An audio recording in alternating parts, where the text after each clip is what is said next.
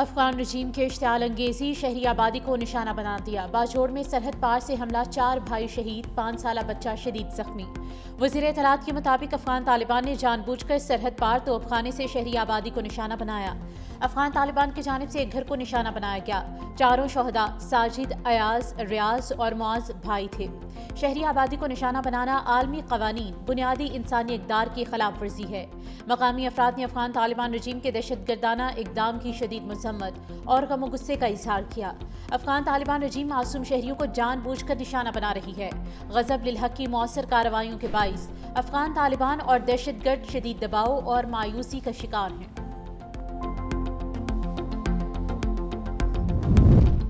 افغان طالبان کی نام نہاد وزارت دفاع کا وانا میں کامیاب حملے کا جھوٹا دعویٰ۔ وزارت اطلاعات کے مطابق وانا جنوبی وزیرستان پر افغان رجیم کا کامیاب حملے کا دعویٰ حقیقت کے منافی ہے۔ ایک سادہ نوعیت کا ڈرون سافٹ کل اقدامات سے تباہ کر دیا گیا۔ کسی بھی فوجی تنصیب یا انفراسٹرکچر کو نشانہ نہیں بنایا گیا۔ ڈرون کے ملبے کی تصویر جاری کر دی گئی۔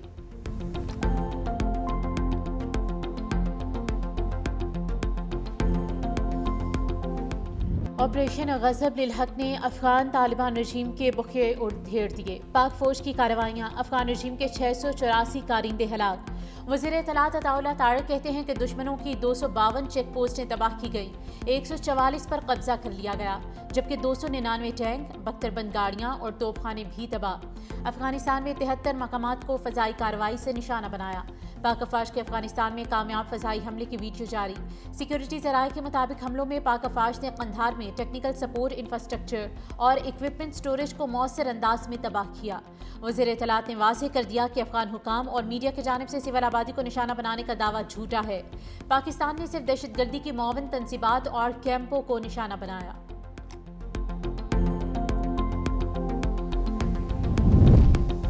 امن دشمنوں کا کام تمام، سیکیورٹی فورسز کا لکی مروت میں انٹیلیجنس بیسڈ آپریشن، فائرنگ کے تبادلے میں 5 خارجی ہلاک۔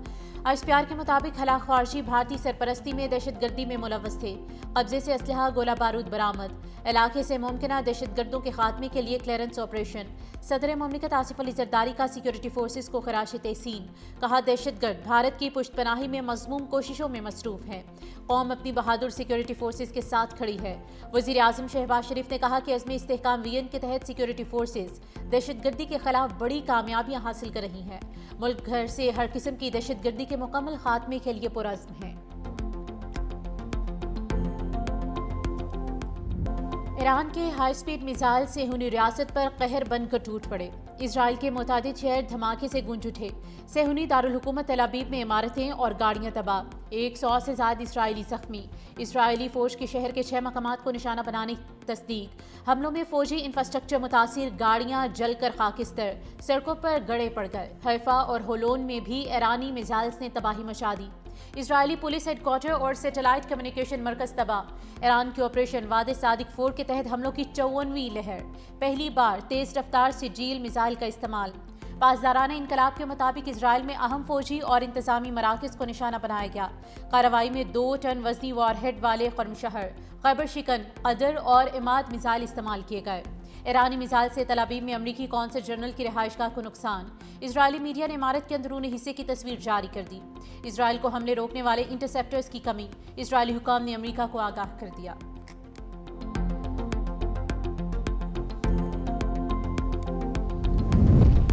ایران کے میزائلوں سے سعودی عرب میں امریکی فوجی اڈہ نشانے پر آ گیا۔ سعودی وزارت دفاع کے مطابق الخرج کی جانب آنے والے 6 بیلسٹک میزائلوں کو روک لیا۔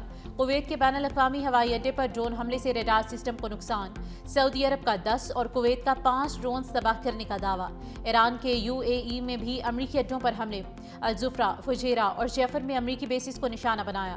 بغداد میں امریکی فوجی اڈے پر ڈرون حملے، آگ بھڑک اٹھی۔ عراقی شہر اربیل میں ڈرون حملے کے بعد آئل ریفائنری میں آتش زدگی۔ امریکہ نے عمان سے غیر ضروری عملے کو واپس بلا لیا۔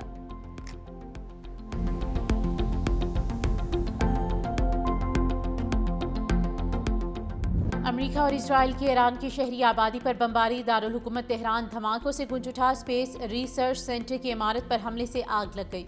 اصفہان پر فضائی حملے میں 15 فیکٹری ملازم شہید۔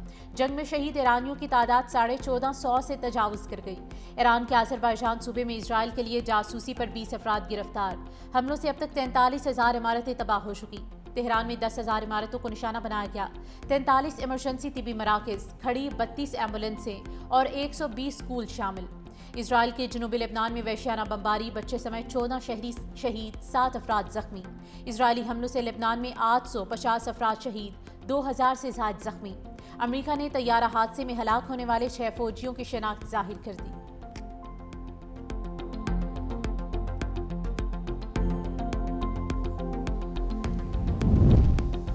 جنگ بندی کی کوئی درخواست نہیں کی، ایرانی وزیر خارجہ عباس عراقچی کا 2 ٹوک پیغام۔ کہا ایران اپنے دفاع کے لیے ہر ممکن اقدامات جاری رکھے گا، ٹرمپ کے جنگ کو غیر قانونی ماننے تک پیچھے نہیں ہٹیں گے۔ امریکی افواج خلیجی ممالک کی سرزمین سے ہم پر حملے کر رہی ہیں، ہم صرف امریکی تنصیبات اور فوجی اڈوں کو نشانہ بنا رہے ہیں۔ ایران کی خلیج میں شہریوں پر حملوں کی مشترکہ تحقیقات کی پیشکش۔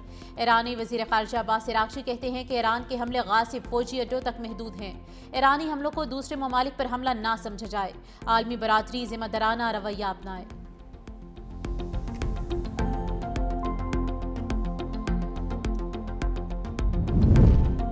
ایرانی قومی سلامتی کے مشیر علی لاریجانی نے خبردار کر دیا، کہا ایپسٹین نیٹ ورک ایران پر الزام لگانے کے لیے نیا فالس فلیگ منصوبہ تیار کر رہا ہے۔ 9/11 حملے جیسی سازش تیار کر کے ایران پر الزام لگایا جا سکتا ہے۔ ایران امریکی عوام کے خلاف جنگ نہیں لڑتا، ایسے کسی بھی دہشت گردانہ منصوبے کی سختی سے تردید کرتے ہیں۔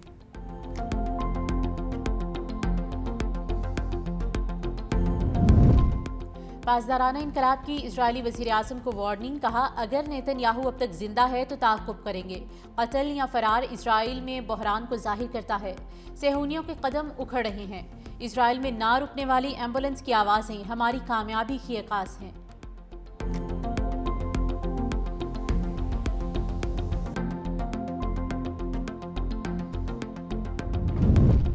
آبنائے ہرمز کی سیکیورٹی کے لیے برطانیہ نے حامی بھر لی۔ برطانوی وزیر توانائی ایڈمیلی بین نے کہا کہ آبنائے ہرمز دوبارہ کھلوانے کے لیے اتحادیوں کے ساتھ کام کر رہے ہیں، بارودی سرنگیں ہٹانے کے لیے جدید آلات کے استعمال پر غور کیا جا رہا ہے۔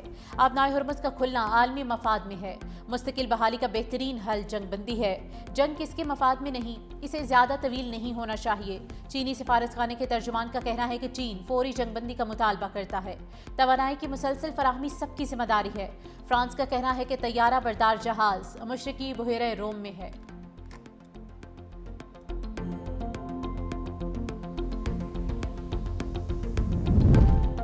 اشیاء خورنوش کی خلیجی ممالک میں برآمد کے لیے لاہ عمل تشکیل دینے کی ہدایت۔ وزیر اعظم شہباز شریف کی زیر صدارت خطے کی بدلتی صورتحال اور اشیاء خورنوش کی برآمدات پر جائزہ اجلاس۔ کہا ملکی غذائی ضروریات کے لیے اشیاء خورنوش کی طلب و رسد کی مکمل نگرانی کی جائے۔ عالمی سپلائی چینز متاثر ہونے سے خطے میں پاکستانی مصنوعات کی برآمد کی استعداد میں اضافہ ہوا ہے۔ خلیجی ممالک کو درکار اشیاء خورنوش کی فراہمی اور ان کے غذائی تحفظ کا خیال رکھا جائے۔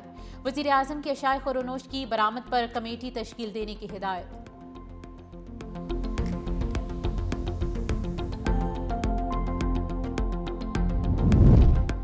اس وقت جنگ کے حالات ہیں، متحد رہنے کی ضرورت ہے، صدر آصف علی زرداری کا پیغام۔ بلاول بھٹو کی سربراہی میں پارلیمانی پارٹی کی بیٹھک، صدر آصف علی زرداری، خاتون اول آصفہ بھٹو اور فریال تارپور کی شرکت۔ صدر مملکت نے کہا کہ مشکل حالات میں بھی عوام کو جتنا ممکن ہو سکے ریلیف دیا جائے، عوام کی خدمت کے سلسلے کو جاری رکھیں۔ صدر مملکت کا وزیر اعلیٰ سندھ اور ان کی کابینہ پر اعتماد کا اظہار، کہا اپنے اچھے کاموں کے تسلسل کو جاری رکھیں۔ بلاول بھٹو نے کہا کہ اس وقت دنیا میں جنگ کے حالات ہیں، ان حالات میں تمام سیاستدانوں کو ایک پیش پر ہونا چاہیے۔ پیپلز پارٹی کی سندھ حکومت کی کارکردگی سے خوش ہوں، مسائل کے باوجود سندھ کے وزیر اعلیٰ جس انداز میں صوبے کا مقدمہ لڑتے ہیں وہ قابل تعریف ہے۔ میئر کراچی مرتضی وہاب کی کارکردگی سے مطمئن ہوں، جلد کراچی میں ترقیاتی کاموں کا سلسلہ شروع ہوگا۔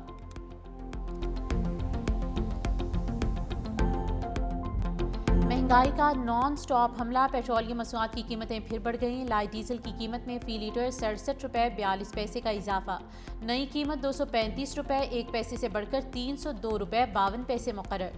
مٹی کے تیل میں 39 روپے 20 پیسے فی لیٹر کا اضافہ، نئی قیمت 358 روپے 1 پیسہ فی لیٹر مقرر۔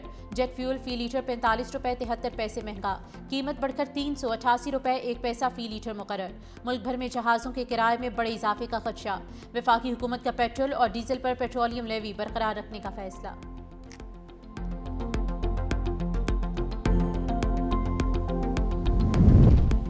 گورنر نہال ہاشمی کا گورنر ہاؤس سندھ کے آڈٹ کا اعلان، کہا عوام بھی اس بات پر نظر رکھیں کہ یہاں کتنے پیسے خرچ ہو رہے ہیں، اگر میں کوئی غلط کام کروں تو عوام اور میڈیا ضرور مجھ پر تنقید کریں، کراچی اور سندھ کے خلاف منفی بات نہیں ہونی چاہیے، کل سے مستحق افراد کے لیے گورنر ہاؤس میں سحری اور افطار کا انتظام ہوگا۔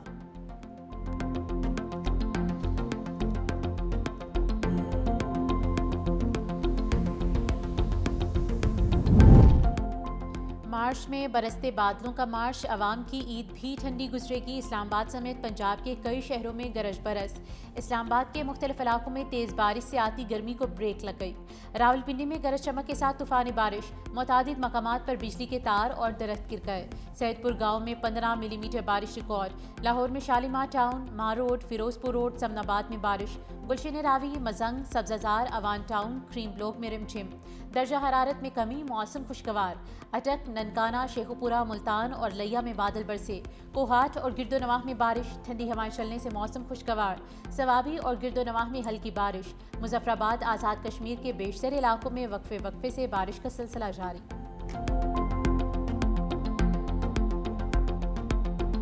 پاکستان ADB سے 50 کروڑ ڈالر کے مساوی نیا قرض لے گا۔ حکام وزارت خزانہ کے مطابق مجوزہ قرض کا بنیادی مقصد سرکاری پنشن نظام میں اصلاحات کرنا ہے۔ وفاقی حکومت کا سالانہ پنشن بل 1055 ارب روپے تک پہنچ چکا ہے۔